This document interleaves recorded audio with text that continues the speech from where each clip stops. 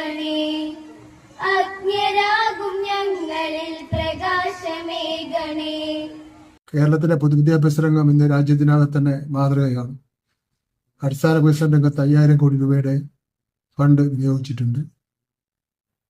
പൊതുവിദ്യാലയങ്ങളിൽ വിദ്യാർത്ഥികളുടെ എണ്ണം വർദ്ധിച്ചു വരുന്ന ഒരു കാലഘട്ടമാണ്. ഈ അവസരത്തിൽ പുതിയ പൊതുവിദ്യാലയങ്ങൾ നിർമ്മാണം നടത്തുന്നത് ഇടതുപക്ഷ ജനാധിപത്യ മുന്നണി ഗവൺമെന്റിന്റെ നയത്തിന്റെ ഭാഗമായിട്ടാണ്. കീഴായൂർ ഗവൺമെന്റ് യു പി സ്കൂളിന്റെ പുതിയ കെട്ടിടം ഞാൻ ഉദ്ഘാടനം ചെയ്ത് പ്രഖ്യാപിക്കുന്നു. പട്ടാമ്പി MLA മുഹമ്മദ് മുഹസിൻ ഇവിടെ യോഗത്തിന് അധ്യക്ഷം വഹിക്കുന്നു. എല്ലാവർക്കും നന്ദി, നമസ്കാരം.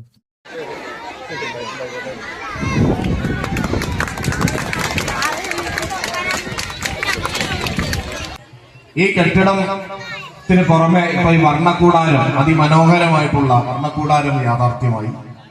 ഇനിയും വികസന പദ്ധതികൾ നമ്മുടെ വിദ്യാലയത്തെ തേടിയെത്തും എന്നതിൽ യാതൊരു സംശയവുമില്ല. ഞാൻ വീണ്ടും പറയാൻ ആഗ്രഹിക്കുന്നത്, രക്ഷിതാക്കളുടെ ഇൻവോൾവ്മെന്റ് ഏറ്റവും കൂടുതലുള്ള PTA ആണെങ്കിലും പൂർവ്വ വിദ്യാർത്ഥികളാണെങ്കിലും എപ്പോഴും സജീവമായിട്ട് നിൽക്കുന്ന വളരെ കുറച്ച് സ്കൂളുകളാണുള്ളത്. അതിൽപ്പെട്ട ഏറ്റവും മികച്ച സ്കൂളുകളിൽ ഒന്നാണ് ഈ കീഴായൂർ സ്കൂൾ. ഇതൊരു ജനകീയ സ്കൂളാണ്.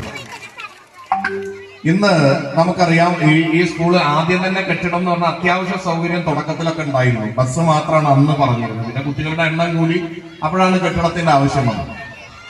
പട്ടാമ്പി നിയമസഭാ മണ്ഡലത്തിൽ ഏതാണ്ട് 100 കോടി രൂപയുടെ വികസന പദ്ധതികൾ വിദ്യാഭ്യാസ മേഖലയിൽ മാത്രം നമുക്ക് യാഥാർത്ഥ്യമാക്കാൻ കഴിയും.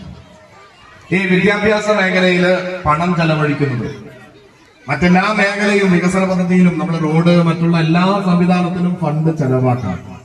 പക്ഷെ വിദ്യാഭ്യാസത്തിന് ഒരു പ്രയോറിറ്റി കൊടുക്കണം. കാരണം എന്താ വെച്ചാൽ അടുത്ത തലമുറയെ ഡെവലപ്പ് ചെയ്യുന്നതാണ് വിദ്യാഭ്യാസ സ്ഥാപനം.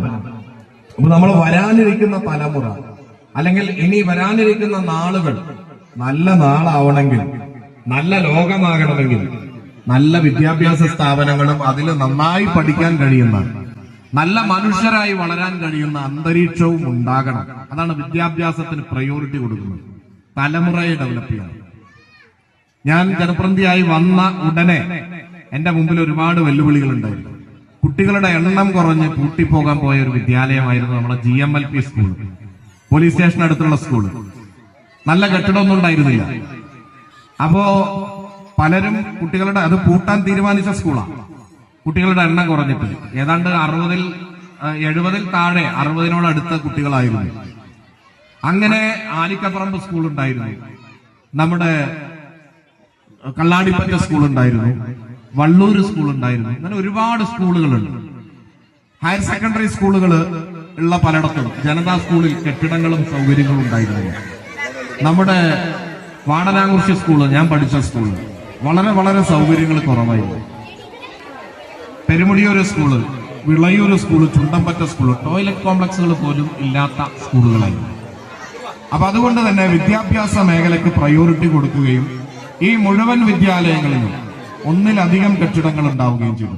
നമ്മുടെ GMLP സ്കൂളിൽ കെട്ടിടം വന്നു, ചുറ്റുമതിൽ വന്നു, വർണ്ണക്കൂടാരം, കുട്ടികൾക്ക് കളിക്കാനുള്ള പാർക്ക് വന്നു, അവിടെ സ്മാർട്ട് കിച്ചൺ വന്നു, MLA ഫണ്ടിൽ ബസ് വന്നു, കെട്ടിടത്തിന് മുകളിലായിട്ട് ഒരു ഓഡിറ്റോറിയം വന്നു.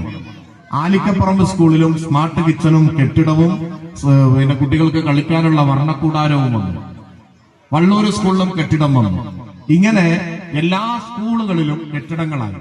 ജനതാ സ്കൂളിൽ 3 കെട്ടിടങ്ങളാണ് ഉണ്ടായത് 8 കോടി രൂപയ്ക്ക്. നമ്മുടെ വാടനാകുറിശി സ്കൂളിൽ ഏതാണ്ട് 8 കോടി രൂപയ്ക്ക് 5 കെട്ടിടങ്ങളാണ് അവിടെ യാഥാർത്ഥ്യമായത്. പട്ടാമ്പി ഹയർ സെക്കൻഡറി സ്കൂളിൽ 2 കെട്ടിടങ്ങളാണ് ഈ കാലയളവിൽ യാഥാർത്ഥ്യമായത്. GUP സ്കൂള്, അപ്പുറത്തുള്ള UP സ്കൂളിൽ 1 കോടിയുടെ ഒരു കെട്ടിടവും SSK ഫണ്ടിന്റെ ഒരു കെട്ടിടവും യാഥാർത്ഥ്യമായി. 3 കോടി അനുവദിച്ചു, പക്ഷെ റെയിൽവേയുടെ പെർമിഷൻ കിട്ടാതെ അവിടെ കാത്തിരിക്കുക. പെരുമുടിയൂർ സ്കൂളിൽ 3 കെട്ടിടങ്ങൾക്കാണ് ഫണ്ട് വെച്ചത്, ടോയ്ലറ്റ് കോംപ്ലക്സ്. നമ്മുടെ വിളയൂർ സ്കൂളിലെ കെട്ടിടത്തിന്, ടോയ്ലറ്റ് കോംപ്ലക്സിന്, ബസ്സിന്. നരിപ്പറമ്പ് സ്കൂളിൽ കെട്ടിടം, ബസ്. ചുണ്ടമ്പറ്റ സ്കൂള് 4 കോടി രൂപയുടെ കെട്ടിടം, അവിടെ ടോയ്ലറ്റ് കോംപ്ലക്സ്, അവിടെ ബസ്. ഇന്നലെ നമ്മൾ നിർമ്മാണോദ്ഘാടനം നടത്തിയ ഒരു മികച്ച ഏറ്റവും വലിയൊരു സ്റ്റേജും അവിടെ യാഥാർത്ഥ്യമാകും. അത്തരംപള്ളി സ്കൂളുണ്ട്, അവിടെ 2 കെട്ടിടങ്ങളാണ് ഈ കാലയളവിൽ യാഥാർത്ഥ്യമായത്. നമ്മുടെ ഇതേപോലെ പൂട്ടാൻ വെച്ച ഒരു സ്കൂളായിരുന്നു നമ്മുടെ കള്ളാടിപ്പറ്റ സ്കൂൾ, കെട്ടിടവും വർണ്ണക്കൂടാരവും അവിടെ യാഥാർത്ഥ്യമായി. നമ്മുടെ പിന്നെ വല്ലപ്പുഴയിൽ ഉള്ള സ്കൂളുണ്ട്. അവിടെ ഏക ഹൈസ്കൂള്, സർക്കാർ ഹൈസ്കൂൾ, ഹയർ സെക്കൻഡറി മറ്റേ എയ്ഡഡ് ഉണ്ട്. സർക്കാർ ഹൈസ്കൂളിൽ കെട്ടിടവും 3 കോടി 1.25 കോടിയുടെ കെട്ടിടവും അവിടെ ഒരു ബസ്സും യാഥാർത്ഥ്യമായി. നമ്മുടെ കൊടുമുണ്ട സ്കൂളിലും ഇതേപോലെ കെട്ടിടവും യാഥാർത്ഥ്യമായി, ബസ്സും യാഥാർത്ഥ്യമായി. ഞാൻ പറഞ്ഞു വന്നത് നമ്മുടെ നിയമസഭാ മണ്ഡലത്തിലെ എല്ലാ സ്കൂളുകളിലും കെട്ടിടം ഈ കാലയളവിൽ യാഥാർത്ഥ്യമായിട്ടുണ്ട്.